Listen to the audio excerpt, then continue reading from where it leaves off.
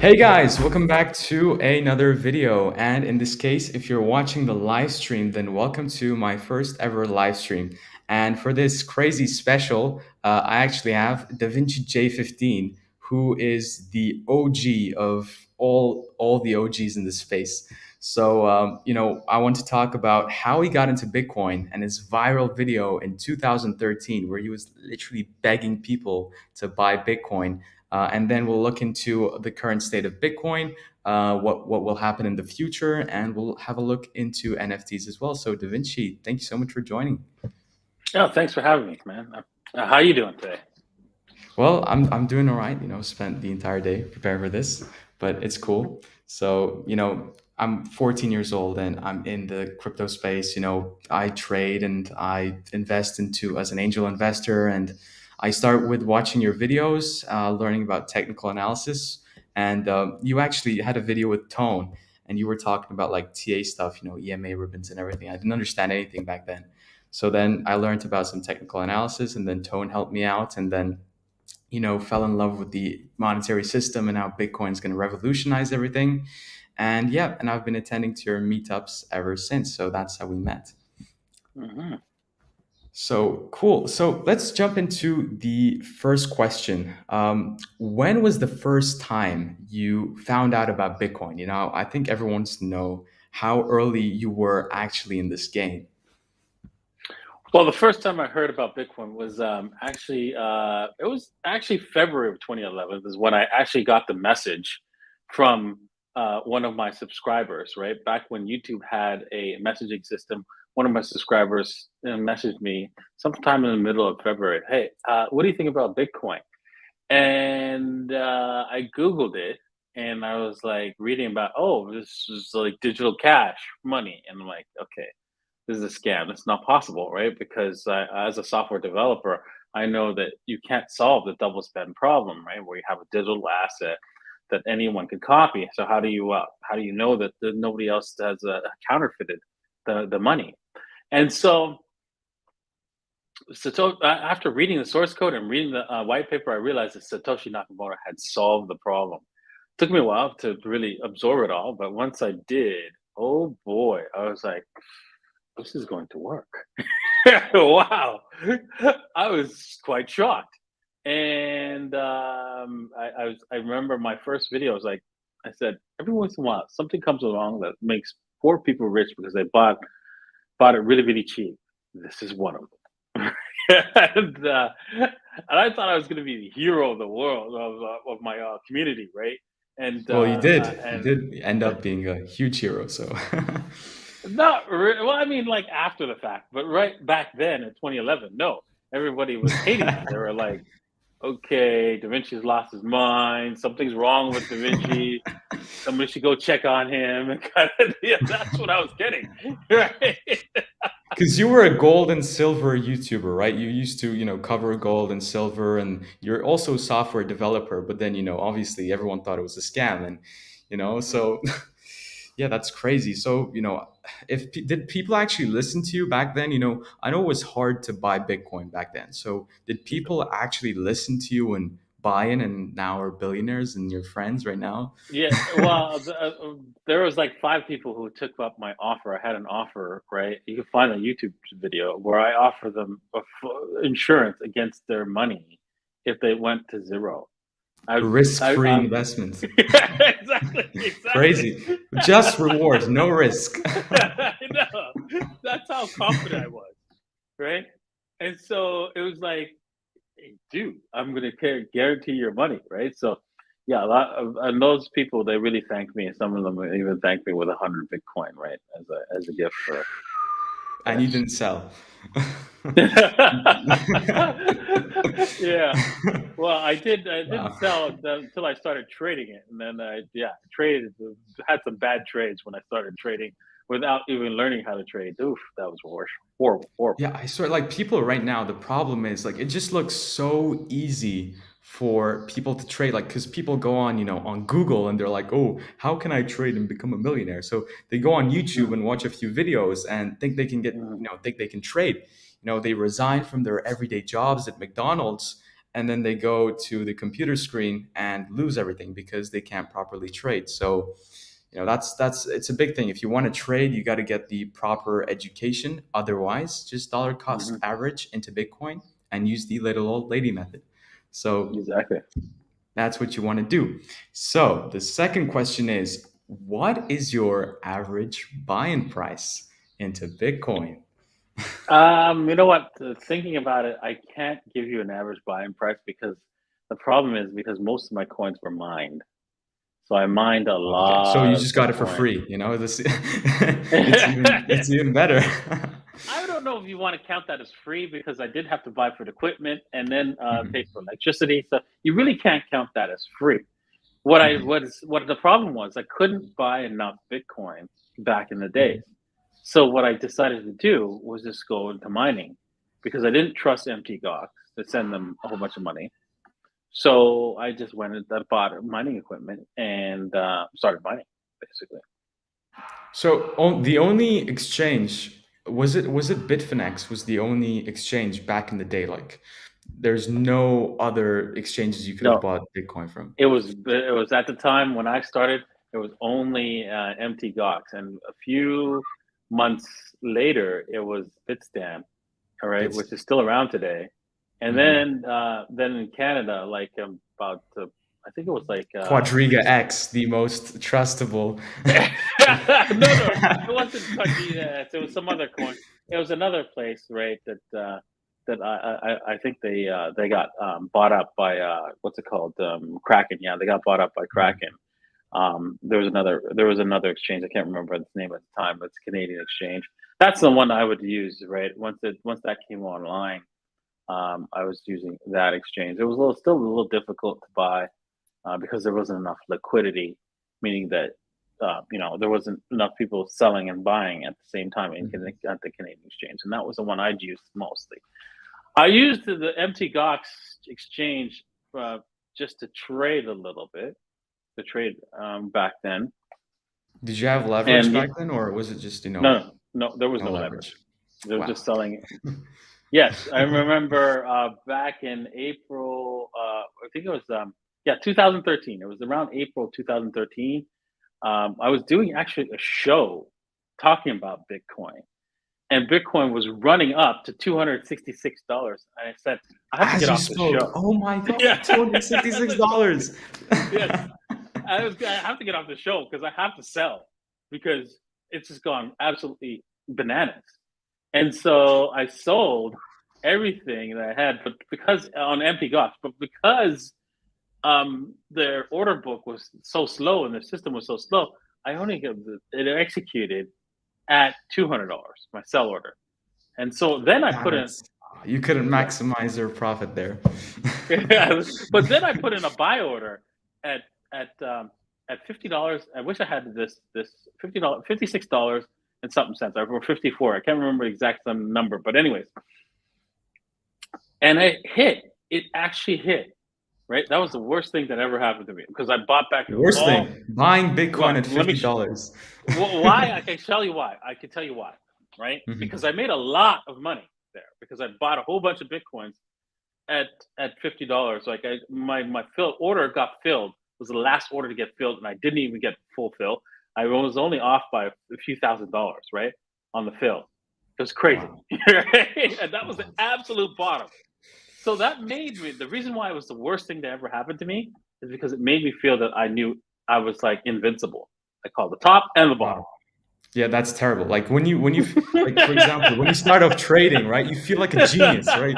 I just bought the damn bottom. I looked at the RSI and it was crossing below the 20 line, and I bought the bottom, baby, and I'm a genius. But then they Yeah, get wrecked because they don't know risk management. But you know, wow, it's a that's bad exactly what happened thing to me. because then you get arrogant. Then you get arrogant, Hmm. then you start, I'm like, yeah, I know this completely, and then you Hmm. you Hmm. risk everything and you lose it all. So, but I mean, I I didn't hope lose it you all kept because I some didn't back. have leverage back then, but I did lose Yeah. a lot of money after that. Even then, yeah, I just got crushed by my own arrogance. Just buy and hold, guys. Like honestly, if Hmm. you have a 9 to 5 job and you have a strict salary, then just dollar cost average, like a percentage that you're willing to lose, and it's not going to affect you into Bitcoin. Don't trade, because if you trade, you're going to get wrecked. So that's a prime example right there. And obviously, you can't trust the Bitcoin you have on your exchange back then, right? Because they can just steal Yeah, it yeah, all. So you kept some yeah. in a wallet, I'm guessing, right? Oh yeah, a lot of it in the wallets. Yes, the Hmm. majority is in the wallets, right? I remember like I had so many wallets that back in 2017 or 2018, I was lucky. I accidentally sent the Bitcoin to the wrong place, but it turned out it was one of my old wallets. So I started looking for all my old wallets, and I found Hmm. 140 Bitcoins. Oh, look at Guys, let's quickly do the math on that, okay? So, how much did you say? 150 bitcoins, right? Current price is $38,500, right? That's like $6 million in just one of his many old wallets, right? So, you can do an estimation on his net worth right now, so, if you guys want to. That's crazy, man. That's unbelievable. And like you sent it to the wrong address, so I'm guessing there wasn't even that many people holding Bitcoin, so it just turned out to be one of your wallets. So, that's No, crazy, yeah, man. I didn't find the 2 Bitcoin that I sent to the wrong address. I knew it was one of my old addresses because I had so many in the past, Hmm. but I just couldn't find that actually 2 Bitcoins. But I'd like to find that 2 Bitcoins, of course, because right now Yeah, it's of still course. It's like it's still a good seventy thousand good amount. dollars, 80. It's still sitting there because it's one of my wallets, but yeah, I It's haven't, found it. back in Chile, I'm guessing, right? So it's Mhm. okay. And it's pretty sad, People complain about their losses, but when it's like two Bitcoin, it's painful. So let's go into the third question. So I'm not gonna say if Bitcoin will become the reserve currency. I'm saying, why will it become the reserve currency of the world? I know the answer to this because I've heard you speak a lot about it. But tell us, why do you think it will become the reserve currency of the world? Well, when you have an asset, right, which is designed to be money, right? Its sole purpose is to be money. And what features does it have that's better than the current money then, right? Because when you make anything, you have to make it better than what we currently have, right? So what are the features? Well, one is decentralized, meaning that no one could stop you from transferring the money to anyone else. You're like, well, dollars, no one could stop me from giving you the dollars in my wallet. Yeah, but you can't give it to somebody around the world, somewhere on the other Like, side of the world. I'm sorry for cutting you, but I just want to give an example. Like, you cannot bring $500 million. You know what? You can't bring anything above $10,000 with you on the plane. When you're traveling across country, what are you gonna do? Like, bring like gold bars with you? You can't do that. But guess what? You can walk in to the airline with $1 billion in your pocket, and no one's gonna say anything. So it's crazy. So Yeah, please or in your continue. head, right? Because you don't even have to have it in your pocket. You can have it right up here, right? And no one knows you have it. So that's the one of the cool features of Bit. One of the cool many features of Bitcoin. Another one is that the fact that no one could take the money from you. No one can take it from you. So when you have it, it's you who have it. Nobody else. No one else can confiscate it and take it from you. The government can't come in and say, for example, "Oh, you didn't pay taxes, right? We're going to freeze your account, take everything out from that." And so that presupposes the government does this and presupposes that you're guilty, right? First, and you have to prove your innocence afterwards because they've already taken the money, saying that you didn't pay your taxes. That's how they do it, right? And even though legally they're not allowed to, they shouldn't be doing that. They do it anyways. Because no Well, they're one's gonna have above to the government, so no exactly, one can stop them, yeah. which So makes you now, a slave, basically. exactly, and but now with the new system with Bitcoin as money, they can't do that anymore. They won't be able to do that. They won't be able to come to you and take your money just like that. You will have it on you, and they have to charge you with a crime, and uh, we prove you get a chance to prove that you're innocent or not, and that's the way it should be, right? Also, yeah, Bitcoin is well, one of the things is fungible, of course, but that's just one of the cool. That's necessary for it to be money. It's fungibility, meaning that every single coin is like the same. So if I give you If I give you a Bitcoin, right, don't have to give you a different type of Bitcoin. No, no Bitcoin. All the Bitcoins are alike. And that's the fungibility of Bitcoin. Another key feature of Bitcoin is that it is something that's different, different kind of money. That's one of the key features of Bitcoin is that it can be owned by a thing. Never in the history of man, never have we had a money that didn't associate with a person. It had to be a person that owned the money, whether a person or an institution. It was never ever a thing. You could say, well, you know what, I could authorize my fridge to go and take the money from the bank, but no, no, no. The bank is ownership of the money, custodian of the money. It's an entity that's holding the money, not the fridge. Now, with Bitcoin, the fridge could actually be the owner of the money. Think about Wow. that. Yeah, you load up a wallet into your smart fridge and boom, it's not, you have money that is not printed by a government, but it just exists, by itself. So that's incredible. So, I hope that explains why it's basically unconfiscatable, as Tone says, but, why it will become the next reserve currency of the world.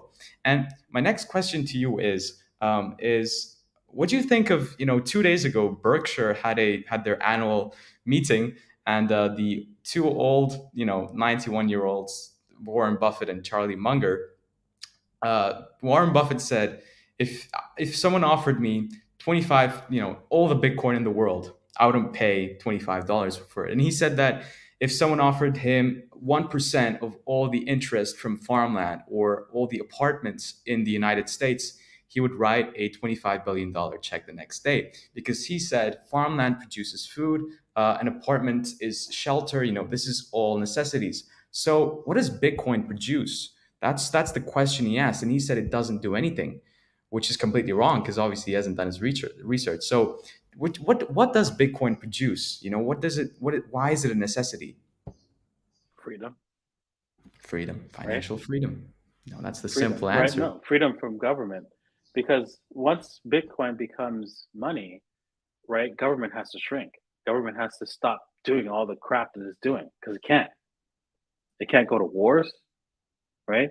It can't. It can't take your money by force easily, right? So it has to. It has to behave. It has to shrink. It has to stop saying, no, no, no, you can't do this, you can't do that, you can't do this. No, it can't afford to. And so that means you get freedom.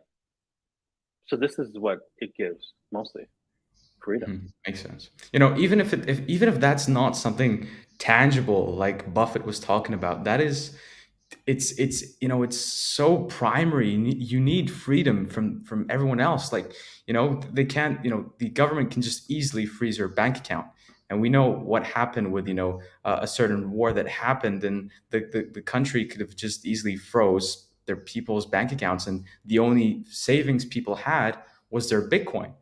So How tangible is your life? Is it very tangible to you? I hope so.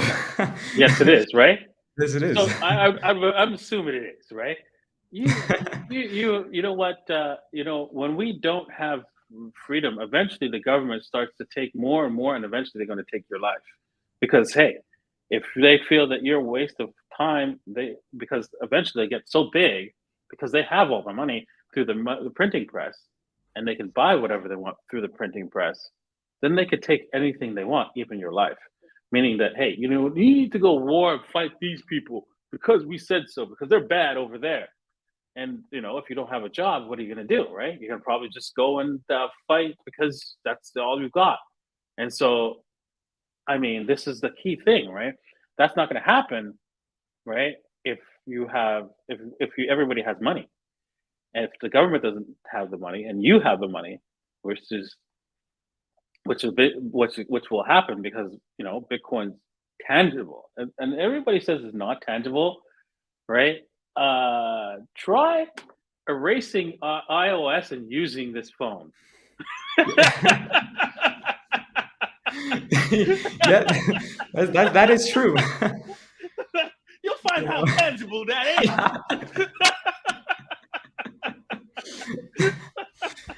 Yeah, that makes complete sense. That it is pretty tangible, and that's why I don't like one certain thing. I mean, right now, what Bitcoin is doing is it's being traded as a tech stock. It's following the. It's I mean, it is being manipulated by the Federal Reserve, obviously, but it should be treated as a inflationary hedge.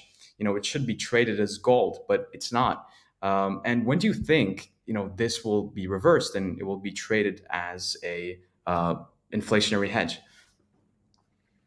I think that even though even if it does happen, it will be a very short time frame for when that will be an inflationary hedge, because eventually it'll wipe out all the currencies. Because why would you use government issue currency when you have a system of money that works well, that's not going to cheat you, not is not going to lose value over time. It's actually increasing value. So now, as a person who's like earning a small amount of money, you can just save and know, okay, I'm going to have enough to survive in the future, and I'm going to have even more value by saving in the future for the future. So now you have a system where you can actually plan for your wealth. You can't plan for your future with dollars, because one of the things I noticed as I was growing up and trying to save for my retirement is that I couldn't figure out how much I need to retire, because the inflation was unpredictable. I didn't know how much they were going to inflate the money supply. I couldn't Like figure out. I especially in didn't even know Turkey. that the Yeah. I In didn't even Turkey, know it where was the I'm money from, supply. it's crazy. Like people right now, the Turkish lira is it's the most hyperinflationary currency out there. People save in the Turkish lira, and boom, like everything is gone. And there they have minimum wage, and minimum wage is not corresponding with the inflation, so people cannot survive. So that's why a lot of Turkish people now they're trading Bitcoin. They keep Bitcoin because it's the hedge for them. They make a lot of money when they keep Bitcoin and make money dollars, or I don't want to say dollars, but they make more Bitcoin. It's better for them. So in case of inflation, Bitcoin is very, very helpful, and this is a living proof for it. So Soren, I wanted to ask you another question. So in one of the meetups you mentioned that around 2.5 billion people don't have access to bank accounts, and once you give them a wallet on their mobile phone, their employers can directly send them Bitcoin, and without any middleman or bank involved, having them to open account or transfer funds, so they can just transact with their mobile phones. And you can divide Bitcoin into satoshis, which is 100 millionth of one Bitcoin. And it divides like crazy. You can only get paid like 1 cent in the dollars, but you can get paid 0.0000001 in Bitcoin. So, can you explain how could that revolutionize the entire system basically? Yeah, I think I imagine that once that happens, once more people could have their Bitcoin on their wallets and they on their phones and stuff like that, and be able to to get paid in Bitcoins, which is going to take some time. It's not here yet, right? We're still not there yet. But once we're there, I mean, this is why their governments and banks, they think that they can stop this. They're dreaming, right? Once we're there, right? People are going to go, oh, I could just send you the Bitcoin, and then people will be automatically working for Bitcoin, and then looking for stores that accept Bitcoin and finding and then trading with Bitcoin, and then it's all just going to collapse, because what happens? All the major corporations, they really like they can't really jump on this bandwagon until wait a second, all the little people, they're doing it. All the mom and pop shops, they're doing it. And we're losing out to them. An So, example of this is like JP Morgan and Goldman Sachs, because I know that some of their clients, I think there's only two, there used to be one or two institutional banks in the United States that were providing crypto services. And basically, what their customers did from Goldman Sachs and JP Morgan, they were like, we want these services. And when they said, no, we don't want to provide you these, they said, fine, then we'll just go to this low cap bank and not do business with you anymore. So now what you're seeing is, Jamie Dimon and Goldman Sachs, they're now giving institutional access to crypto assets. So, that's just a reference to, people having to jump on this because the people want it. The people want Bitcoin and crypto, and there's no stopping this. You just have to adopt. That's the only solution. So, Exactly. the next one is, well, we kind of covered this one already. It was, what is our, I think, no, we did cover this. And the problem with our current monetary and financial banking system. So I actually wanted to share a quote, which you actually told me this in the last meetup, which, just hit me so hard. So I'm going to quickly share my screen for that quote. It's from Henry Ford. So the quote says, "It is well enough that people of the nation do not understand our banking and monetary system, for if they did, I believe there would be a revolution before tomorrow morning." So that is a beautiful quote.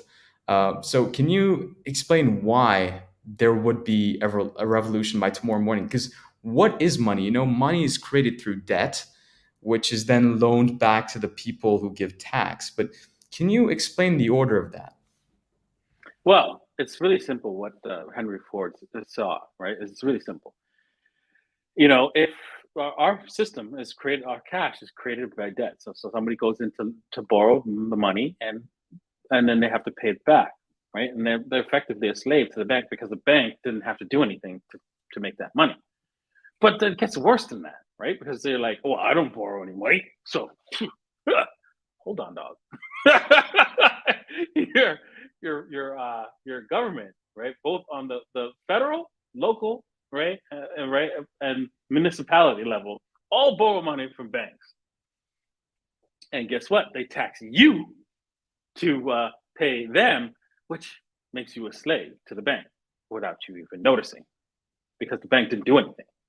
They didn't take any of the money from your account. No, no, no. That the money in the account is for theirs to spend on whatever they want, whatever you deposit there. Right? That's what it's there for. And that's It's that's not. Morpheus giving you the red pill or the blue pill. By joining crypto and by educating yourself, you can lift the VR goggles and get away from the matrix, because this is the reality. And what I believe is Bitcoin is more than just a currency. It's a revolution. As we said, it's when people find out, it will be hard times, but they have to. It's everyone's right to find out how bad our current system is. So, thank you so much for that explanation, and I really do like that quote. So, let's get into another very controversial topic. Why don't they teach you about money in school? Why don't they do that? Because I go to school. I'm in high school right now. I'm in year 10, and I learn about what chemistry, what nitrogen and magnesium makes, which I'm never going to use in my life. But I've never been told how to pay my taxes. So that's ridiculous. Why do they do that? Well, not how to pay your taxes. They teach you how to do. They don't teach you how to do that. You can learn how to do that in school. Pay Yeah, for that. But anyways, yeah, what you will never find is an education on how money works, and that was done on purpose because way back when they first created the Federal Reserve or central bank, and they would start profiting all these banks, they realized that they had to stop the educational system from teaching people that how the system was, lining their pockets. So they started donating to schools, and they even talked about it. If you read the book, "This Creature from Jekyll Island," they talk these bankers. They talked about it openly in their books that, hey, we got to take over the educational system, prevent them from teaching this stuff, right? Make sure that they don't teach it and at the higher educational level, right? So at first, and then they realized, okay, wait a second, everybody wants free schools, right? And their schools are not free right now, but we could get the government to educate everyone across the board and make sure that they do not learn how the money works, because we're in bed with the government, right? Don't want that, right? Because then we won't be able to print money and do whatever you Because want. So people in school, you literally get trained, you literally be educated to become an employee. And because you're given instructions in school and you follow these instructions. And there's also this oppression by society. You have to go to high school, graduate high school, then go to university, then get a good degree, and then get a good job, get a good 9 to 5 job. But they never give you any creative ways to become an entrepreneur, or become get out of this matrix. But they just don't do that. And it makes sense, because the world needs workers, the world needs employees. Without employees and everyone becoming entrepreneurs, or finding out about the system, the world is not going to function. So it makes so much sense. But people need to find out eventually. So that's the so creature of what was the creature of the creature of Jekyll Island, the Jack creature of Island. Jekyll So Island, Jekyll I'm gonna Island, check that Jekyll out. Island. I'm gonna Jekyll Island. So I'm gonna check that out after this stream, by the way. So make sure you guys check that out too. Mhm. So let's go into our second to last question is, what do you think will happen to Bitcoin's price in the short term? I'm gonna pull up a trading view chart right now, and things don't look so good. And everyone's saying there's a potential recession coming, and it's almost guaranteed by next year. The bonds and the reserves and everything, it's not looking great at all, and it's terrible. So what is your opinion? What's going on right now? Well, if I was did a show today, and I was like thinking, man, if there's a falling wedge, and that is a bearish sign. Now it's not guaranteed to be bearish, right? There's only like 60% chance that it's bearish. There's always a 40% chance, which is pretty high, that it goes the opposite direction. But even if it did, right, the target is around the $42,500 mark for it to break higher. If I it mean, breaks lower, we that's see this. Yeah, we see this. There's a terrible crossover between the 30 and 70 period moving averages. Like it's a terrible cross which hasn't crossed in like you know weeks. That's very terrible. And if this recession mhm. is going to be true and turns out to come true, then this might be a very long-term bear market. And you even said, and I was shocked by the biggest crypto maximalist, Bitcoin maximalist I know, said that Bitcoin may come back down to $13,000. So that's why I wanted to get your opinion on this. Yes, there is a clear bear flag that resolves at the $13,000 mark, around really really closer to 12. And yeah, it's disgusting. Look at that. but Like Carl but was saying, I stopped spending money now because Bitcoin is very low. I wonder what he's gonna do when it's back down to 13K. Yeah, It's gonna be I'm feeling terrible. the same way. I'm feeling the same way. I'm like, okay, I got to cut my expenses somehow, because like this is You don't ridiculous. keep fiat, right? You're just full on in Bitcoin. You Yeah, don't have I do have fiat. It's just only what I need mm, to pay for survive. expenses, right?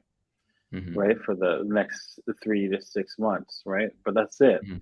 Um, However, yeah, I'm like I do like keep 3 to 6 months cushion, and so I'm like, ooh, damn, I've got to like stop spending, reduce my expenses a little bit here, because like, We're all damn. going back to McDonald's. Worst case scenario. Exactly. McDonald's is there.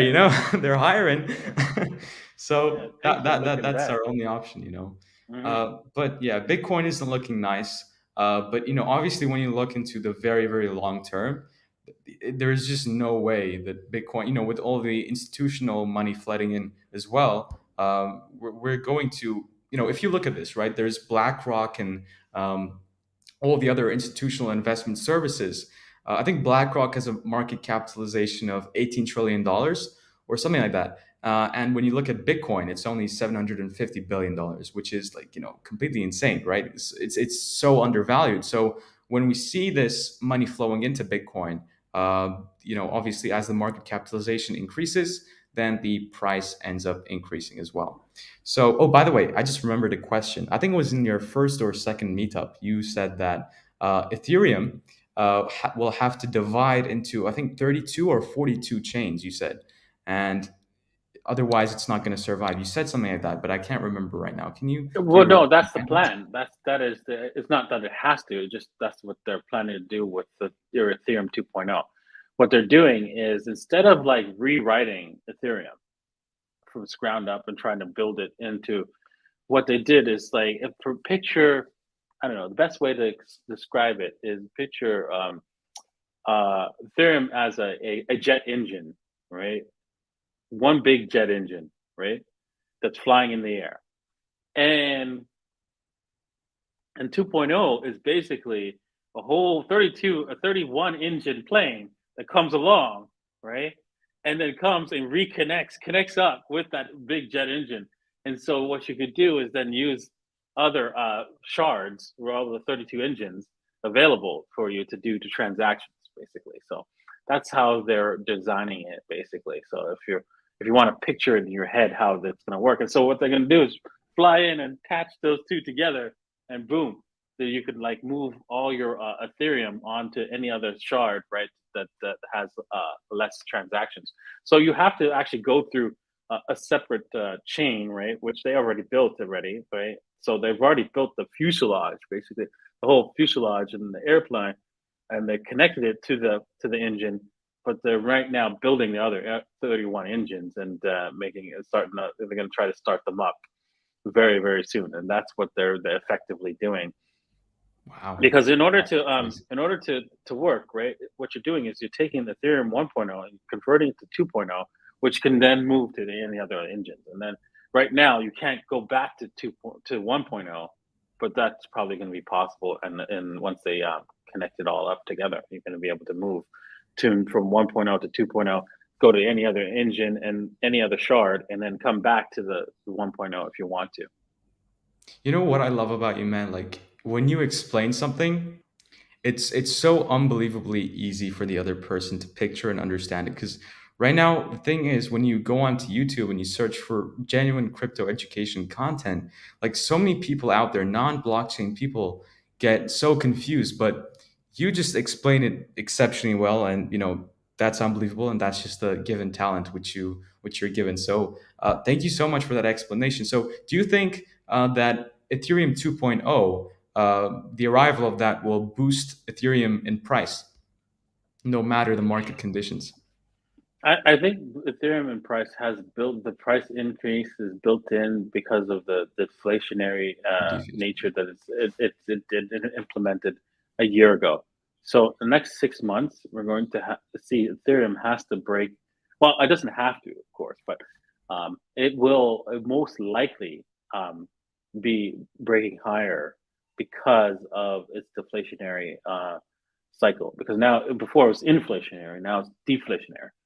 And so, because of that deflation, right, and we saw like just recently a massive amount of burning of fees, right? Basically, because people are Yeah, paying from the other overpaying, side. Yeah, yeah, paying terrible for myth that because was. exactly. You're gonna see that those all those Ethereums as they get disappeared, that's gonna affect the price in a positive way. So Mhm. that's coming. That's coming. And yeah, you know what? The thing is, when Ethereum 2.0 does come, most likely, not always, prices will drop because you buy there's a Buy the sell rumor, buy the sell the rumor, news. sell the news, right? Or Yeah. buy the rumor or sell the fact, right? So that's another thing. So once something drops, usually there's nothing more to get excited about. So then it Mhm. causes the price to drop. So that's not 100% the case, but that's generally the case But in I the mean, even markets. if that does happen, I believe it will have a nice dead cat bounce. People will just sell off.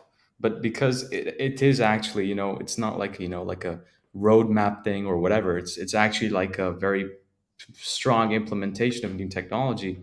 I think in the long term, it will definitely cause it to go back up. So, our final question for you today, Da Vinci, is what is your outlook on NFTs? And I know that you are launching soon with Maurizio, NFTshell.io, your own. Um, NFT project called Davitars, which I actually made a video on this channel like 4 months ago when you mentioned it first in your meetup. So can you talk to us about your collection while I pull up your Twitter page?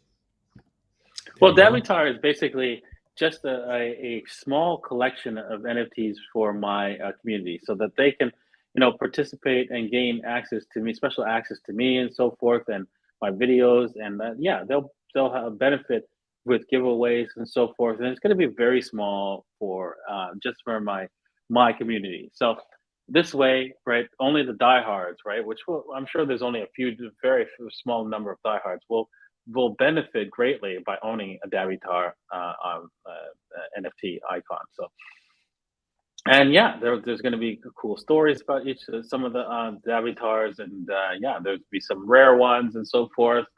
And also, yeah, there'll be you'll have, for example, some people will have access to my personal phone number, right? If you own one of these Wow. Davitars. Some So yeah. people or one NFT? I think one or yeah, one or few. Well, we haven't decided 100%. So far, it's one, but it might be a few. Mhm. So Carl, Chris, and stuff, they aren't allowed to mint, right? Otherwise, they already have your phone number. Yeah, I'll probably give them one. Yeah, if they want one. Okay, so if you guys want to buy or have potential to mint, so you need to mint an NFT shell.io pass for 1 Solana. And I'm not sure what happens after. So after that, do you know, have a precise date on the launch? Well, no, you don't have to go to buy the NFT show card in order to get a hold of the Davitars. They're a separate company, separate thing. But we will Mhm. probably be minting through their website in the future. So yeah, and we're definitely going to do a whitelisting on this thing. So that first we're going to whitelist it for the diehards, the really super diehards, so they get access to my Davitar first, and then the rest of the public. So yeah, we're going to build up So, a guys, nice if you community. want to prove that you're a diehard, what you have to do is you have to talk about Davatar's NFT and promote it on your social media, and then you might get a chance to be able to mint. So, I'd like to thank you a lot, Da Vinci. Honestly, it's very, very valuable information. And I learned again, every time I talk to you, I learned something new, which is amazing. So, I want to thank you so much for actually taking the time to join an interview with such a small YouTuber, and that's very kind of you, and I genuinely appreciate that so much. So thank you so much for joining. No And problem, no yeah, problem. Glad to be here. so thank you so much, guys. So ending the broadcast now. Make sure if you're watching this after, like, subscribe, and turn on your notifications, because you do not want to miss opportunities like this. So thank you guys so much for watching, and I hope to see you guys today, hopefully, if I make a video very soon. So see you guys. Peace.